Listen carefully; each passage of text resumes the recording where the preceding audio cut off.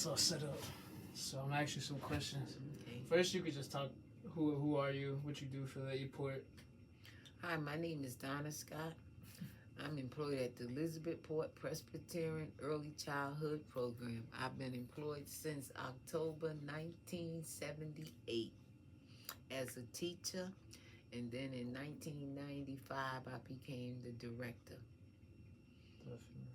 So can you just share a little bit about your journey and how you became the head director of the Elizabeth Presbyterian Center?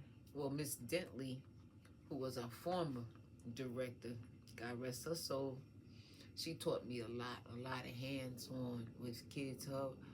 Her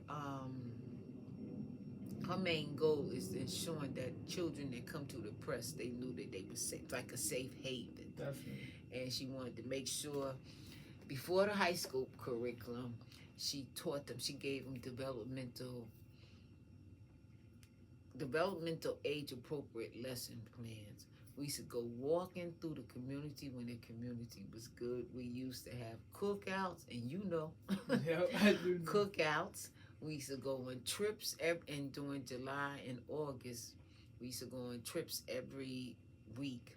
We used to raise money to help pay for the cost of the trips, which mean that if a parent raised like $30, that something might only cost them like less than $20 for the trips. Definitely. That's amazing. So you would say that she inspired you to do early childhood education, or is it No, something she else that inspired me to become the director, because when she retired, that's when I told Reb, if I see an ad in the paper for a director for the early childhood, bye-bye. Because I feel like I earned my chance. Definitely. You've been here such a long time. Yes.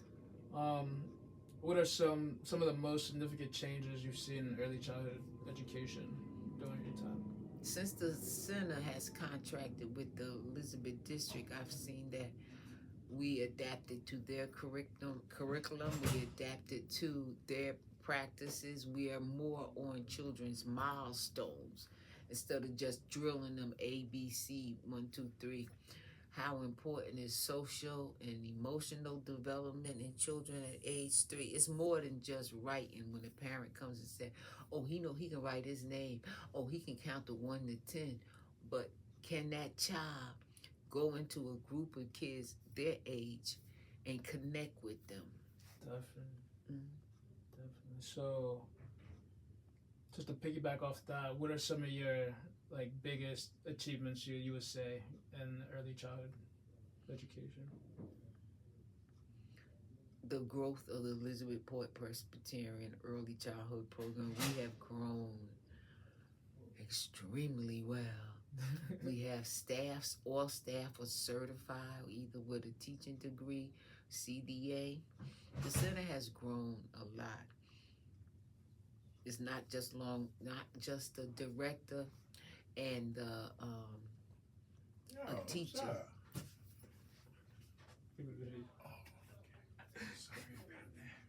Oh, good, oh, good. Mm-hmm. What are some other questions? And our multicultural staff, mainly our multicultural staff too. Definitely. Yeah. How they have been able to come in here and we all blend together as a family. Definitely. Yeah, I was gonna ask you about that. How do you face the challenges of multicultural kids coming in? Say a lot of Spanish kids. I know we have a lot of different Spanish cultures around Elizabeth that looking for basically we Spanish and stuff. We have someone who's Hispanic or Latino in the classroom. Either it's the teacher or the teacher assistant. Definitely. Plus the staff reaches out to the parents. They're very concerned about the children. They're concerned about their parents. If a parent comes to them with a problem, and if they're not assured of what avenue to refer the parents to, they'll bring them to our family workers. That's another thing good. We got family workers. Yeah, 2 family workers. That's amazing. So, as you retire, what do you hope your legacy would be at Elizabethport Center? I know it's a hard question too. You've done a lot. Really haven't thought about it, but just hope that the Lord blesses the press and let us continue on our journey. Definitely. Mm-hmm. Definitely. So yeah, that's most of the questions. But last question, um, what would you like to wait 1 second? Like, is there anything you would like to share for like the people that's gonna take over your position, or like any message you would like to leave for Newport, or what do you hope for like the next generations of children coming to Newport? The next generation of children, we are in a community of multicultural. Children don't learn hatred or race. When a child comes here, it doesn't make a difference what color or what language you speak. All is this, if you're down for play, I'm down for play. Definitely. I hope, we get more staff like the teaching staff we have who is very compassionate. And some of my teachers, I noticed during their evaluation, I noticed if they have children, I notice how they do that, this motherly to the children. Definitely. One thing I wish parents would understand what timeout is. Timeout is not taking your child, putting them somewhere for 5 or 6 minutes and thinking they're going to get themselves together. If a parent or a teacher does not go over there and talk to the child and ask the child, what happened? Why are you feeling like this? What can I do? You have to start talking to children. Definitely. And you don't talk to them standing up. You got to bend down and say, what happened?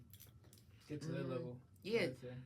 And just have fun in the classroom. Because you was a student of the press at 154 First Street. Yep.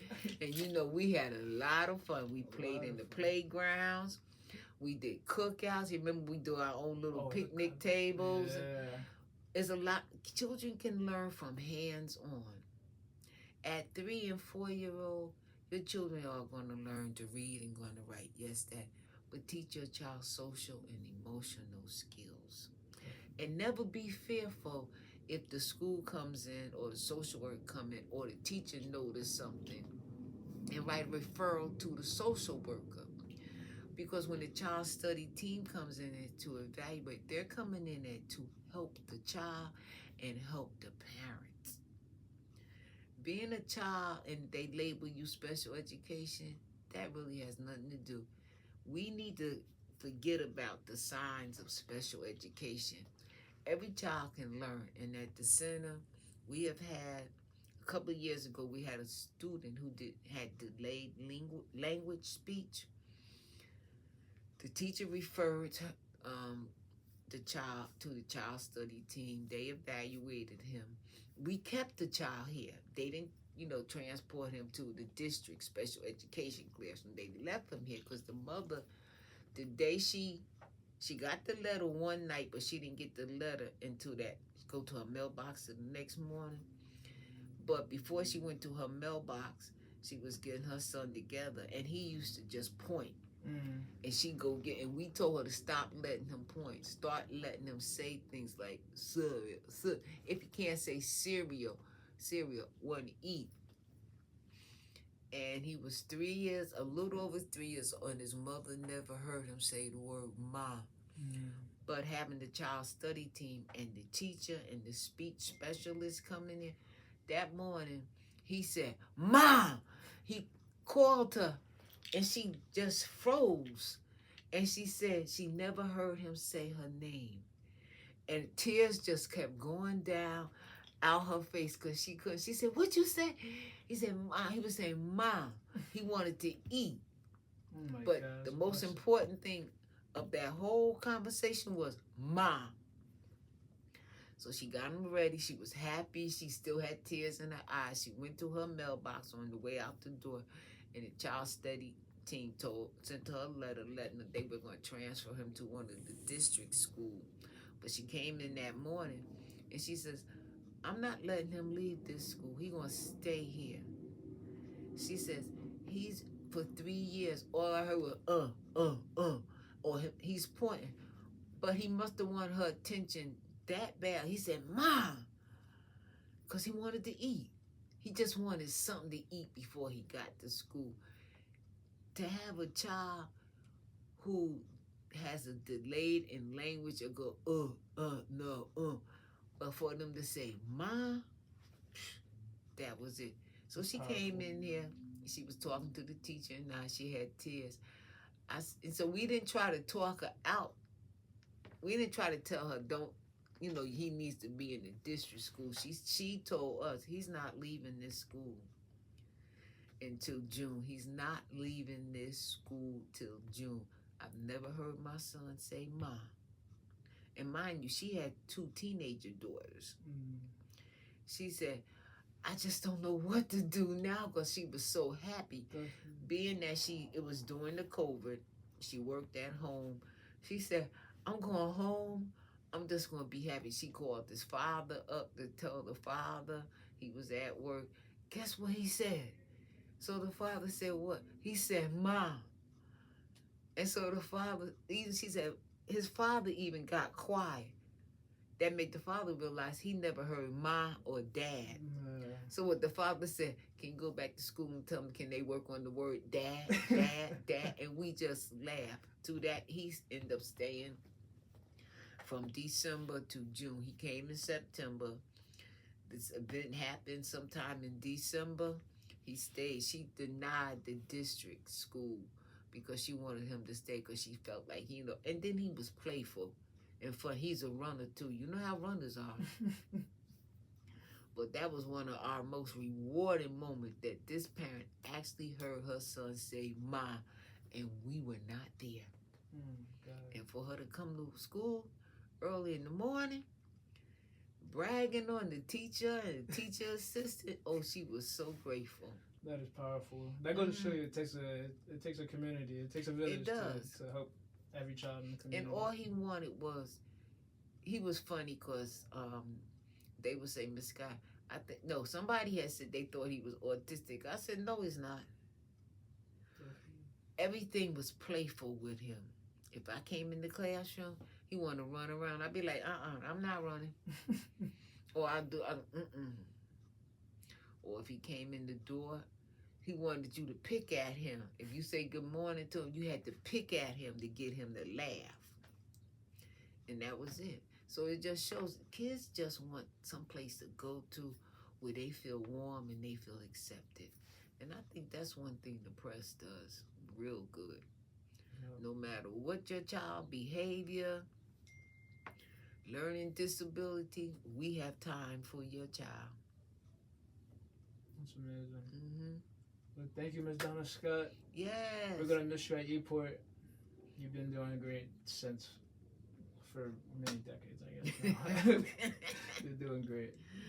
Yeah, before your mother had all of y'all, and before she got married, too.